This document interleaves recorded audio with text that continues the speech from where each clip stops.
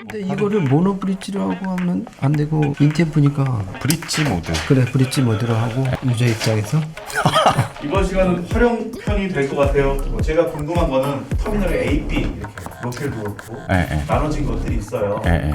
제작사의 의도는 뭔지 네. 그거 만약에 그렇게 돼 있으면 어떻게 활용을 하면 좋을지 두 분 의견 있을까요? 그 일본 제품들 AP로 나눈 거는 스피커를 두 조를 운영할 수 있다는 뜻이죠. 그러니까 스위치만으로 어떤 날은 뭐 예를 들어서 스탠드 마운트, 어떤 날은 플로어 스탠딩 이렇게 연결을 해놓고 있다가 스위치만 바꿔서 들을 수 있다는 게 원래 취지였죠. 그러다 이제 영미권에서는 그런 차원보다는 바이 와이어링을 위한 그런 이제 구성이 된 그렇죠. 거죠. 결국 투 채널 스테레오 앰프인데 나가는 케이블만 두 두 조가 나가게끔 하는 거죠. 그게 뭐 출력하는 신호가 뭐 다르고 그런 게 아니에요. 그냥 두 조예요. 두 조를 AP를 동시에 푼다라고 하면 뭐 손해 보는 부분은 없을까요? 그렇게까지 영향을 크게 줄 것 같지 않은데 하이엔드 앰프들도 그렇게 두 조로 갈라놓은 경우가 꽤 있어요. 근데 길이가 이제 케이블 길이가 뭐 길어지면 문제가 되지만 앰프 내부에서 뭐 두 조 갈라지는 것 정도가 뭐 크게 문제가 될 것 같지는 않아요. 지금 제가 지금 테스트하고 있는 슈퍼 트위터도 결국 단자에서 일종의 점퍼 케이블식으로 슈퍼 트위터에 연결을 하는 거니까 그것도 큰 문제가 없죠. 그러니까 마찬가지라고 보시면 될 것 같아요. 스피커 터미널을 이용해서 바이를 한다라고 하면 같은 케이블을 하는 경우도 있지만 대부분 다른 케이블로 연결하는 경우도 있을 거예요. 근데 같은 케이블로 하는 게 정석이에요. 다른 케이블로 하면 특성이 굉장히 많이 바뀌기 때문에 코난이 말한 대로 지금까지는 정설은 동일한 길이, 동일한 재질, 동일한 브랜드 그렇죠. 케이블을 쓰는 거가 정석이었는데 작년에 나온 그 오디오 캐스트 바이 와이어링 그 케이블이 저용량하고 중고용량 선재 자체를 달리했어요. 맞아요. 이래도 되나 싶었는데 그 나름 또 논리가 있어요. 저용량 그렇죠. 뭐 역기전류 뭐 이런 문제도 있고 그다음에 이제 특성 임피던스의 그런 문제도 있고 해서 저도 집에서 똑같은 케이블이 없어갖고 안 쓰던 그 바이 와이어링을 다른 케이블을 이용해서 한번 한 2달 갖고 놓은 기억이 있어요. 저 같은 경우는 그러니까 오디오 캐스트 같은 경우는 아예 고용용 저용용 그거를 특성을 맞춰가지고 한 브랜드에서 똑같은 기술자가 만든 거기 때문에 그거는 그렇게 쓰는 게 괜찮은데 같은 브랜드가 아니고 다른 브랜드끼리 이렇게 섞어서 쓰는 거는 좀 조심스럽게 접근할 부분이라고 생각해요 저는. 그렇죠. 그러니까 무슨 데이터가 없을 거 아니에요. 같은 브랜드끼리는 어느 정도의 그 기본적으로 서로 공유하는 그 설계가 있거든요. 임피던스나 커패시터나 뭐 여러 가지. 근데 이제 완전히 다른 브랜드의 뭐 이런 것들을 섞는 거는 사실 뭐 재미로 해볼 수는 그렇죠. 있지만 운이 좋으면은 좋은 소리가 날 거고. 뭐 본격적으로 그 M33을 구매하신 분들한테 좀 활용법, 브릿지를 궁금해하시는 분들이 많아요. 저한테도 뭐 그런 거 물어보시는 분들이 많이 있어가지고 그 기본적으로 처음에 사람들이 많이 문의했던 건 이게 바이패스 되냐 이거였거든요, 사실. 바이패스 개념 말씀해 주시죠. 바이패스가 그러니까 바이패스는 홈시어터에서 이제 뭐 패스스루라고 이렇게 얘기를 하는데 뭐냐면 홈시어터 운영할 때 프론트 스피커를 따로 두기가 좀 귀찮잖아요, 사실. 별도로 구매를 해야 되고 그러면 하이파이 시스템을 운영하고 있는데 또 홈시어터도 같이 운영한다. 그러면은 하이파이로 사용하고 있는 프론트 스피커를 홈시어터 프론트로도 겸해서 사용할 때 투 채널 인티앰프에 바이패스 기능이 있으면 굉장히 편리해요. 어떻게 하냐면 AV 프로세서나 아니면 홈시어터 AV 리시버의 프리아웃을 바이패스 인티앰프 투 채널 인티앰프의 바이패스 쪽에 연결을 하면 그냥 프론트를 홈시어터 시스템의 프론트로 쓸 수 있는 거죠.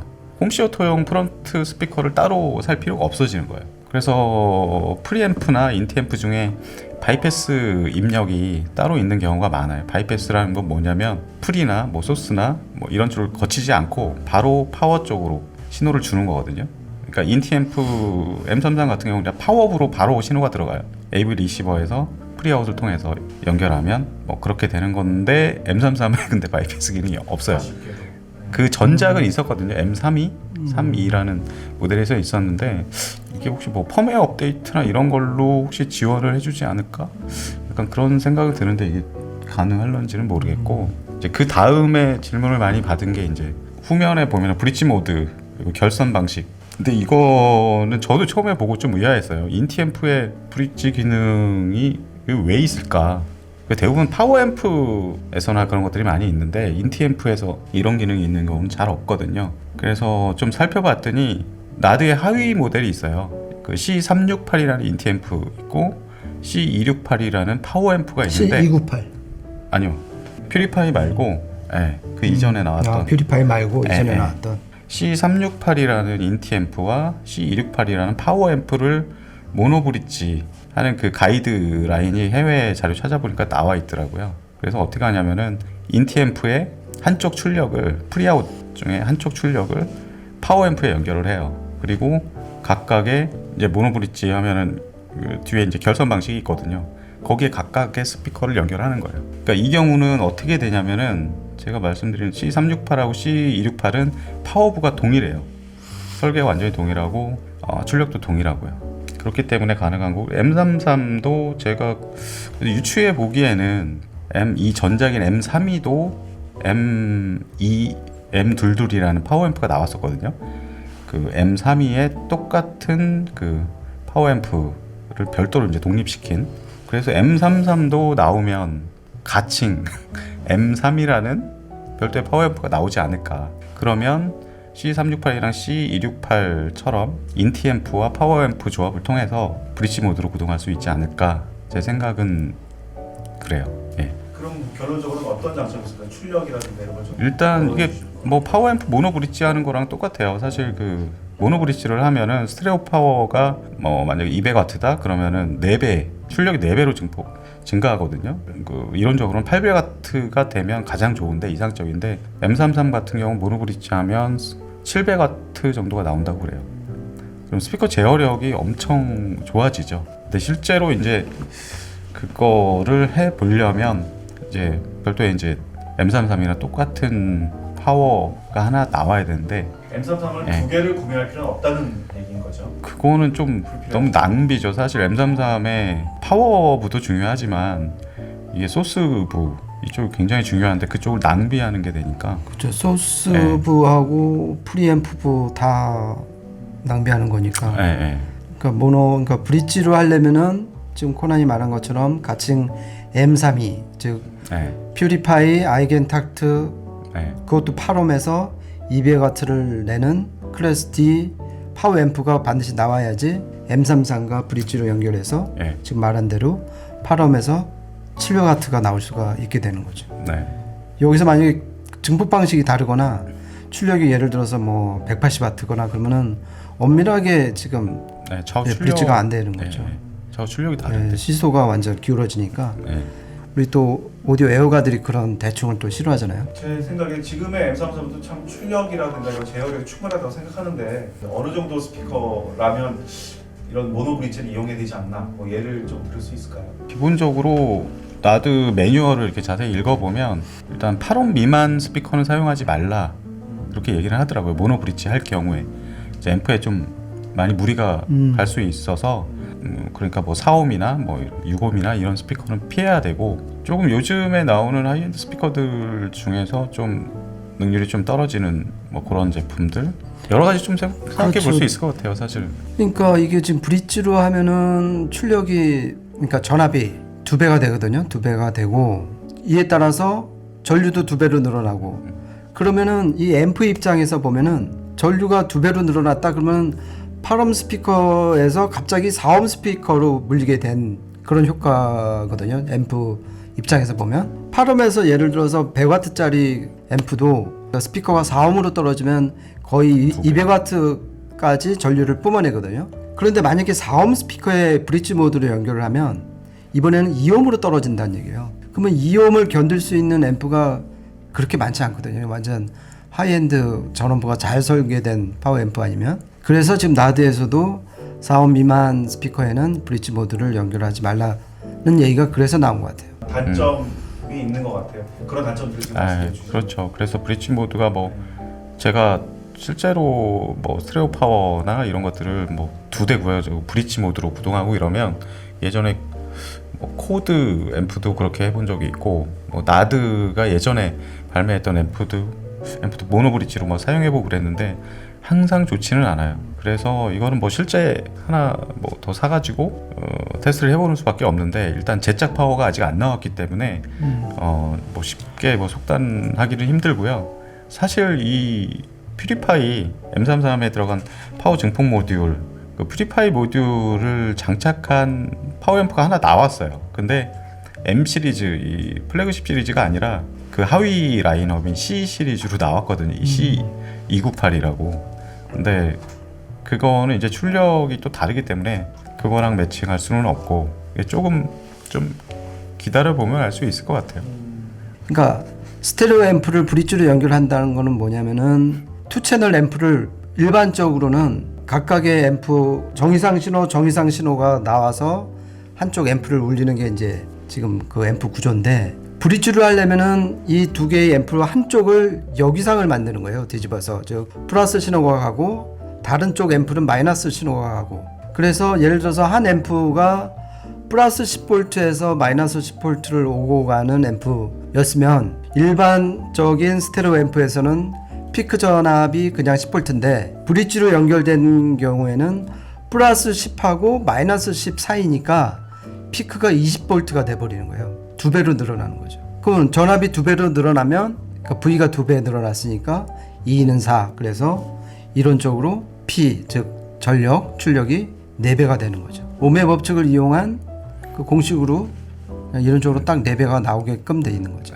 대부분의 앰프들에 적용되는 얘기인 거죠. 그렇죠. 그리고 그냥 공식적인 거예요. 이거. 예, 이거는 특히 이제 카 오디오 하시는 분들이 처음 개척을 하다시피 한 거거든요. 이 브릿지라는 게 잘 아시겠지만은 자동차는 전압이 배터리에서 나오는 거고, 그거는 13.8V밖에 안 되니까 그 낮은 전압을 갖고서 대출력을 얻으려면 4배의 출력을 얻을 수 있는 브릿지 모드밖에 방법이 없었던 거죠. 그리고 브릿지 앰프가 브릿지 모드를 지원을 하려면은 아까 말한 것처럼 두 개의 앰프가 있을 때 한쪽 앰프를 신호를 뒤집어서 여기상으로 만들어서 쏴줄 수 있는 그런 기능이 있어야 돼요. 지금 뭐 M33이나 M10도 보면은 뒤에 결선하는 방식이 따로 이제 표기가 돼 있거든요. 일반적인 스테레오 파워 그 연결하는 거랑 좀 다르게 돼 있고, 표기가 없는데 브릿지 모드를 지원하는 앰프들도 있어요. 사실은 매뉴얼에 보면 뭐 조그맣게 설명이 돼 있고. 그렇죠. 브릿지 모드 지원하는 앰프들이 대부분 바쿤처럼 소출력 앰프들을, 그러니까 스테레오 앰프를 2대를 사서 브릿지로 연결하시오 그러거든요. 그러면 말 그대로 얘네가 한 15W, 20W밖에 안 되니까 이걸 브릿지로 연결하면은 만약에 15W면은 이론적으로 한 60W까지 나오니까, 그렇게 해서 소출력 앰프들이 대부분 브릿지 모드로 지금 2대를 연결하게끔 돼 있죠. 진공관도 같은 이론이 적용 가능한 건지. 그거는 조금, 왜냐면 이 진공관 앰프에는 출력도 트랜스포머가 또 개입이 되기 때문에 BTL 앰프라고 들어보셨죠? 브릿지, 트랜스포머리스 이런 앰프가 있어갖고 이 솔리드 앰프하고는 약간 좀 개념이 좀 다르다고 봐야 될 것 같아요. 아까 잠시 쉬는 시간에 얘기했던 그 웨이버사 W 슬림 라이트도 그 클래스 D 8개인가? 8개 그거를 BTL로 다 연결을 했어요. 그것도 브릿지 모드로 연결을 해서 출력을 상당히 높인 거죠. 개별 앰프는 10W밖에 안 되는데 걔는 또 브릿지를 2번 또 병렬로 하고, 말이 좀 복잡했는데 무슨 패럴럴 브릿지 패러렐 뭐 해갖고서 패러렐 BTL이라고 그러는데, 그래서 이제 최종 출력이 80W인데도 불구하고 이제 굉장히 그 스피커 제어력이 높죠. 분명한 장점이 있지만 이런 부분 조심해야 될 것 같다. 그런 부분들 마무리 멘트로 정리해 주시면 좋을 것 같아요. 이제 초심자들이 앰프 출력이 높으면 무조건 좋다고 생각하는데, 너무 높아도 별로 안 좋은 경우도 있어요. 실제 브릿지 해가지고 안 좋은 케이스도 좀 있고, 그러니까 막 저역이 너무 막 커지고 저역이 너무 세게 나오면 특히 부담스럽거든요. 전반적으로 전체적인 대역이 고르게 밸런스 있게 나오는 게 가장 중요하고, 그러니까 브릿지 근데 해볼 만은 해요. 그 앰프의 그 효율을 좀 극대화해서 즐길 수 있는 하나의 방편이기도 하기 때문에, 그러니까 저 같은 경우는 M33은 나중에 이 제작 파워 앰프가 나오면 한번 좀 도전해보고 싶어요. 그때 코난이 도전하고 좀 알려주면 저는 M32를 2대를 사서 그냥 모노블록으로 쓸까 좀 생각 중입니다. 지금 인티앰프가 지원하는 브릿지를 지원하는 건 좀 의외이긴 한데, M33이면은 결국 지금 코난이 말한 대로 제작 M4 가칭 M32가 나와야지 좀 실험 테스트를 해봐야지 될 것 같고요. 만약에 파워앰프에서 브릿지 모드를 지원을 한다 그러면은 진짜 이 애호가 생리상 안 해볼 수가 없죠. 이거 음질이나 어떤 구동력의 증감 여부를 떠나서 좀 색다른 걸 해보는 게 오가들이니까. 모노브릿지, 그 다음에 바이앰핑, 그 다음에 최종 그 이상적으로 꿈꾸는 게 이제 액티브 바이앰핑, 멀티앰핑이라고 하죠. 최근에 보면은 맥킨토시 그 MC901이라고 나온 거는 그 일종의 바이앰핑이죠. 근데 좌측 채널 하나, 우측 채널 하나, 파워가 원래는 바이앰핑 하려면 2대씩 있어야 되는데 좌측 채널당 하나씩, 좌측 채널, 우측 채널 하나씩 구현을 해놨거든요. 거기 보면은 트위터 쪽은 진공관, 베이스 쪽은 트랜지스터 이렇게 만들었어요. 하나의 셰시에 담았는데 그걸 가지고 바이앰핑을 할 수 있게끔. 그래서 또 개인 조절도 가능하게끔 뭐 그런 시스템도 있고, 그러니까 변형이죠. 그러니까 바이앰핑 하려면은 대수가 너무 많아지니까 사실 일반인들 그거 하기 쉽지 않거든요. 아무리 좀 하이엔드 오디오 매니아라고 하더라도. 최근에 스피커 쪽에서는 또 매직코가 M9이라고 그런 액티브 바이앰핑 할 수 있게끔 아예 그냥 처음부터 그렇게 나왔어요. 그런 것들도 있고, 그리고 우리가 최근에 나오는 액티브 스피커들이 있잖아요. 지금 얼마 전에 리뷰했던 뭐 LS50 와이어리스 이런 것들, 이런 것들 보면 기본적으로 유닛 하나당 앰프 하나씩 달려 있어요, 내부에. 그것도 일종의 바이앰핑이에요, 사실. 그렇죠. 예. 바이앰핑이죠. 예, 그래서 저런 류의 액티브 스피커가 웬만한 매칭으로는 좀 따라가기 힘든 그런 좋은 퍼포먼스를 내주는 것도 내부를 바이앰핑으로 애초에 설계를 했기 때문이에요. 트위터, 뭐 미드우퍼 각각 특성에 맞게 움직인다, 구동시킨다, 퍼포먼스가 좋아지고. 두 분 감사하고요. 다음 달에 다음 기획으로 더 재밌는 주제로, 다음 주제는 좀 쉽게 가보죠. 이거 오늘 네. 너무 어려웠어요. 편집자들 고생할 것 같은데 네. 다음 좀 쉬운 주제로 다시 한번 만나 뵙겠습니다. 감사합니다. 네, 감사합니다. 고맙습니다.